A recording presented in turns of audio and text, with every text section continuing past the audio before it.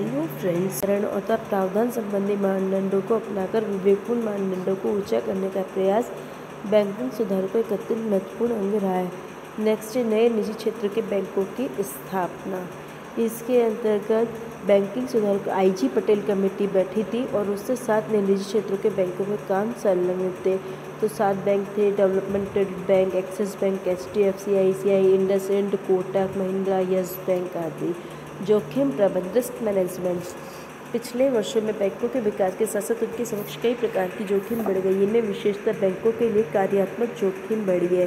बैंकों के समक्ष कई प्रकार की जोखिमें पाई जाती है, जैसे साख की जोखिम, तरलता की जोखिम, भुगतान या निपटान की जोखिम, ब्याज की दर की जोखिम तथा विनिमय की दर की जोखिम।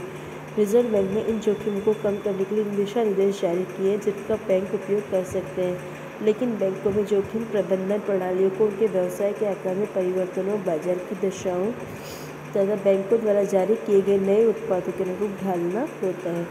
बैंकों द्वारा गैर निष्पादनकारी परिसंपत्तियों का प्रबंधन। जब बैंकों के द्वारा दिए गए कर्ज पर ब्याज की राशि लगातार कम से कम 2 तिमाही तक तथा 6 माह तक नहीं लौटाई जाती, उसे गैर निष्पादन परिसंपत्ति के अंतर्गत जो पैसा लगातार आता ही नहीं है। इससे भविष्य में 1 तिमाही 90 दिन पर लाने की बात कही गई है। बैंकों के लिए NPA की समस्या बहुत गंभीर है। इसके लिए कई उपाय भी किए गए, लेकिन अभी तक बैंकों की NPAs में कोई कमी नहीं आई है। फिर प्राथमिकता प्राप्त क्षेत्रों को उधार देने की व्यवस्था में सुधार। पिछले वर्षों में प्राथमिकता प्राप्त क्षेत्रों को उधार देने की व्यवस्था में कई प्रकार के सुधार किए गए, जैसे ड्रिप सिंचाई, स्प्रिंकलर सिंचाई प्रणालियों, कृषि क्षेत्र के डीलरों के लिए उधार की सीमा बढ़ाई गई है। लघु उद्योगों के लिए भी उधार की सीमा बढ़ाई गई है। इस संबंध में कार्यकारी पूंजी पर कोई सीमा नहीं रखी गई है। कारीगरों व ग्रामीण उद्योगों के लिए साख की सीमा का विस्तार किया गया है। बैंकों को अपनी शुद्ध बैंक साख 10% समाज के कमज़ोर वर्गों को देना होता है। उसका अंश प्राथमिकता प्राप्त क्षेत्र की कुल संख्या में 25% रखा गया है। फिर आवास कर्ज की सुविधा भी ग्रामीण व अर्ध शहरी क्षेत्रों के लिए बढ़ाई गई है। फिर नेक्स्ट अंदर नाबार्ड के माध्यम से ग्रामीण आधारभूत ढांचे के विकास का कोष भी बनाया गया है। इसके अंतर्गत ग्रामीण क्षेत्र में सिंचाई, भू संरक्षण, जल प्रबंधन आदि के लिए चालू प्रोजेक्टों को पूरा करने के लिए कर्ज उपलब्ध कराया जाता है। इसकी अभी तक कई किस्त जारी की जा चुकी है और कई करोड़ों रुपये के कर्ज वितरित किए जा चुके हैं। फिर स्थानीय क्षेत्रीय बैंक की स्थापना। 1996 में स्थानीय क्षेत्रीय बैंक की स्थापना के दिशा निर्देश जारी किए गए थे। वर्तमान में इनकी संख्या 4 है। ये है capital local area bank limited Phagwara, coastal local area bank limited Vijayawada, Krishna Bhima Samriddhi local area bank limited Mahbubnagar तथा Samudra local area bank limited Kolhapur. ये स्थानीय आवश्यकताओं की पूर्ति में महत्वपूर्ण योगदान देते हैं। अब बैंकिंग क्षेत्र में कानूनी सुधार क्या किए गए। इसके लिए सबसे पहले बनी important committee, Narasimha Rao committee की अध्यक्षता में 1998 में कमेटी बनी, जिसने कानूनी सुधारों का उद्देश्य व्यापार व वाणिज्य की कार्यकुशलता में वृद्धि करना था। पिछले वर्षों में बैंकिंग क्षेत्र में कई प्रकार के कानूनी सुधार लागू किए गए। फिर वर्ष 2002 में एक संशोधित बैंकिंग ऑम्बुड्समैन स्कीम लागू की गई, जिसके अंतर्गत एक विशिष्ट व्यक्ति को बैंकों के विवादों को निपटाने की जिम्मेदारी परस्पर समझौते व मध्यस्थता की प्रक्रिया के द्वारा ऑम्बुड्समैन को सौंपी गई। और एक सार्फेसी अधिनियम 2002 में आया ताकि बैंकों की पुराना बकाया राशि वसूल की जा सके। फिर उसी के यही अधिनियम 2 सहकारी बैंकों पर भी लागू किया गया और काले धन की वैधता को अवरोधक अधिनियम भी लागू किया गया, जो अपराध से संबंधित धन की जोखिम का सामना करता है। फिर एक आया बैंकिंग कानून संशोधन विधेयक 2011 में आया। उसके अंतर्गत भी निम्न संशोधन किए गए, जो बैंकिंग नियमन प्रणाली अधिनियम 1949, बैंकिंग कंपनीज अधिनियम 1970 तथा बैंकिंग कंपनी अधिनियम प्रमुख अर्जन नियंत्रण अधिनियम 1980 में संशोधन करने का प्रयास किया गया, ताकि रिजर्व बैंक के विनियामक अधिकारों और अधिक प्रभावी बनाया जा सके और बैंकिंग कारोबार के विस्तार हेतु पूंजी जुटाने के लिए राष्ट्रीयकृत बैंकों की पूंजी बाजार तक पहुंच को बढ़ाया जा सके। फिर बैंकिंग में टेक्नोलॉजी के परिवर्तन भी किए गए।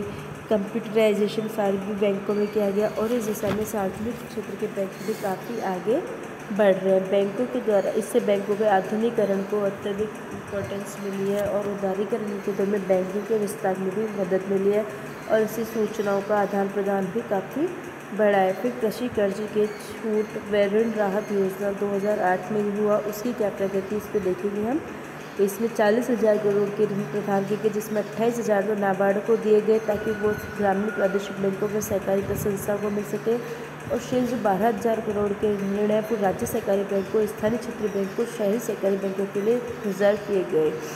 फिर फाइनेंशियल इंक्लूसिव वित्तीय समावेशन की दिशा में क्या प्रयास हुए गए। इसके लिए बहुत सारे बैंक खोले गए, बिना बैंक वाले ग्रामीण केंद्रों में बैंक स्थापित किए, 1 लाख से अधिक जनसंख्या वाले क्षेत्रों में भी बैंक रिजर्व बैंक से खोलने की इजाज़त लेनी होगी, लेकिन जो Tier 2 होते हैं मतलब वहाँ पे बैंकों को बिना इजाज़त के भी शाखा खोल सकेंगे। फिर निजी क्षेत्र में नए बैंकों को लाइसेंस देने के दिशा निर्देश जारी किए गए।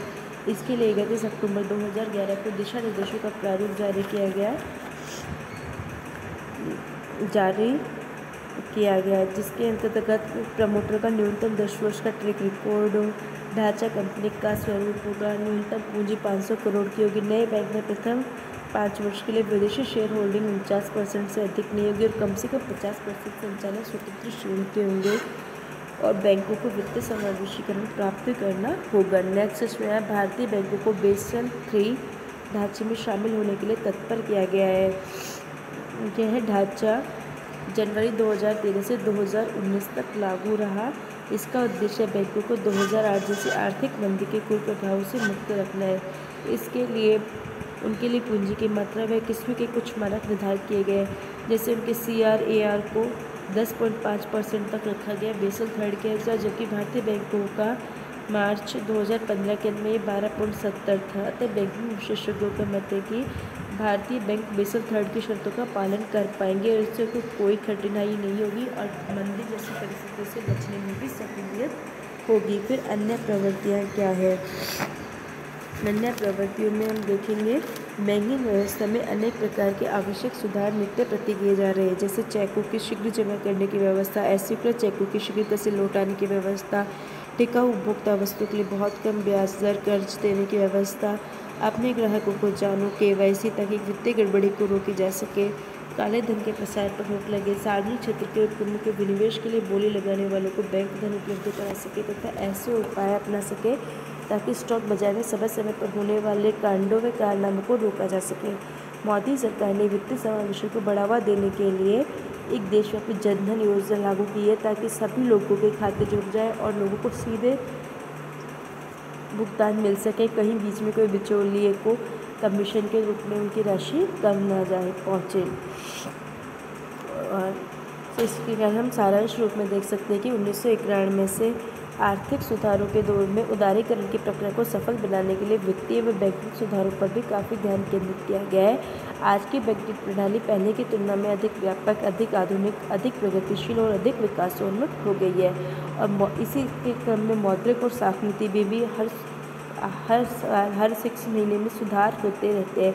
यही वजह है कि बैंकिंग क्षेत्र में सुधार उदारीकरण की वजह से आज भी होते जा रहे हैं और ब्याज की दरों में काफ़ी कमी हुई है, जिससे ब्याज की दरें लचीली भी रही है, जिससे सभी को उधार लेने की प्रक्रिया, सबको उधार आसानी से मिल सके और सभी के लिए लेना ईजी हो जाए ताकि कम ब्याज दर पर सब ले सके और निवेश बढ़ सके, रोजगार बढ़ सके, कमजोर वर्गों और प्राथमिकता क्षेत्र को अधिक सुविधा के लिए अवसर दिए गए और पूंजी प्राप्त अनुपात, परिसंपत्तियों का वर्गीकरण आदि को कम करने के प्रयास किए गए और रिजर्व बैंक का भी कंट्रोल रहा है ताकि देखरेख निगरानी बढ़े, ताकि ये NPAs है जो कम होती जाए और कोई भी बैंक जल्दी डूबे नहीं। बैंकिंग व्यवस्था को काफ़ी ये सब तरलता के समायोजन में काफ़ी नाम कमा चुका है। मुद्रास्फीति को भी हमको इसमें कंट्रोल में रखना है, यह भी इसी का उद्देश्य है। विदेशी विनिमय दर को भी इसी के माध्यम से एक अनुकूलतम स्तर लेवल पर बनाए रखा गया है। तो राकेश मोहन के अनुसार भारत में उधार की वास्तविक दरों को कम करने की आवश्यकता है। इसके लिए सरकार और रिजर्व बैंक को कुछ ढांचागत कठोरताओं को दूर करने का प्रयास करना होगा और स्वयं बैंकों को भी अपनी कार्यकुशलता में सुधार करना होगा। इन्हें लघु व मध्यम उपक्रम को साख की सुविधा बढ़ानी होगी ताकि नए नए उद्योगपति पनप सकें और दीर्घकालीन वित्तीय उधार के लिए व्यवस्था बनाई रही ताकि छोटे लोग भी कार्य करने को आगे आ सकें। भारत में वर्तमान में बैंकों के समक्ष कई प्रकार की चुनौतियां खड़ी हैं। उनमें नए बैंकों की स्थापना से उत्पन्न होने वाली प्रतिस्पर्धा की समस्या है और दूसरी समस्या जनधन खातों से विशाल मात्रा में नए खाते खुल गए तो उनको मेंटेन रखा जा सके, उनमें बोलते हैं लेन देन हो सके। ये सबसे बड़ी समस्या है और इन समस्याओं को हल करना ही बैंकिंग क्षेत्र की सबसे बड़ी चुनौती है। Thank you.